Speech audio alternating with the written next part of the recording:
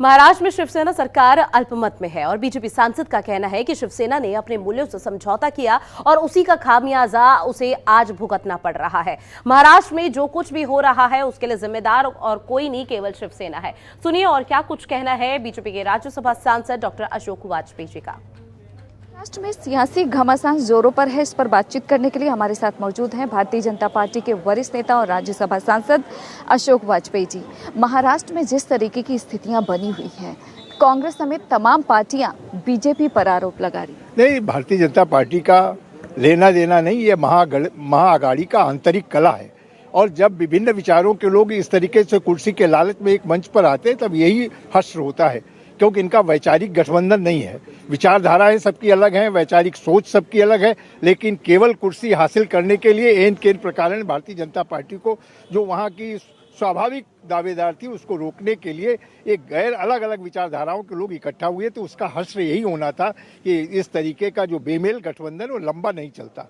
लेकिन जहां तक सवाल है महाराष्ट्र का, ये शिवसेना का आंतरिक कले है। और वो कला इसलिए है कि जिन मूल्यों के लिए शिवसेना का गठन बाला साहब ठाकरे जी ने किया था, जिन उद्देश्यों के लिए शिवसेना का गठित की गई थी, उन उद्देश्यों से जो उद्धव भाई जी की शिवसेना है भटक गई है, रास्ते से भटक गई है। इसलिए आज वहाँ के कैडर में शिवसेना के विधायकों में असंतोष है और वो बगावत उनका आंतरिक कला का नतीजा है कि केवल कुर्सी के कारण शिवसेना ने अपने तमाम आधारभूत सिद्धांतों को तिलांजलि देने का काम किया और ऐसे लोगों के साथ गठबंधन किया जो शिवसेना के जातीय दुश्मन रहे हैं, उनके साथ मिलकर सरकार बनाई। उसका नतीजा है कि आज कार्यकर्ताओं में बड़ा संतोष है। यही आरोप एकनाथ शिंदे ने भी लगाया है। एकनाथ शिंदे ने शर्त रखी है कि बीजेपी के साथ आप सरकार बनाइए, जो हमारा एजेंडा था हिंदुत्व का उससे हम समझौता नहीं करेंगे। तो क्या आपको लगता है कि जिस तरीके से एकनाथ शिंदे दावा कर रहे हैं कि बहुमत उनके साथ है, तो अब कभी भी शिवसेना की सरकार गिर जाएगी?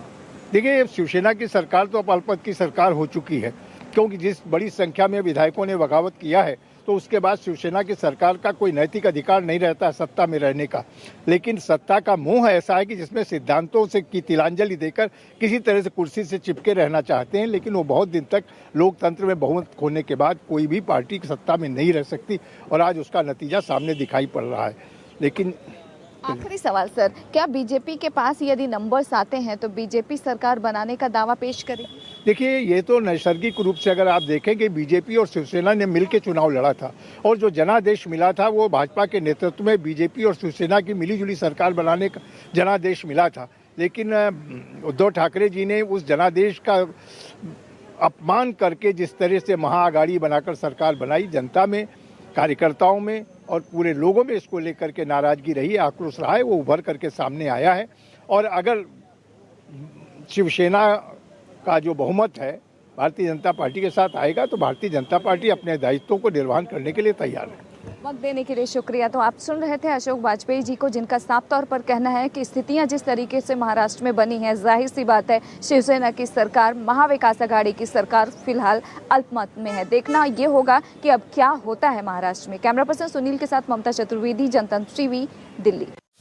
खबरों के निष्पक्ष विश्लेषण के लिए सब्सक्राइब करें Jantantra TV and press the bell icon. Never miss any update.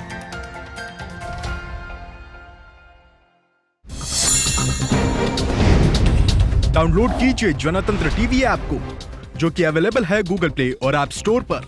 अधिक जानकारी के लिए अभी डाउनलोड करें।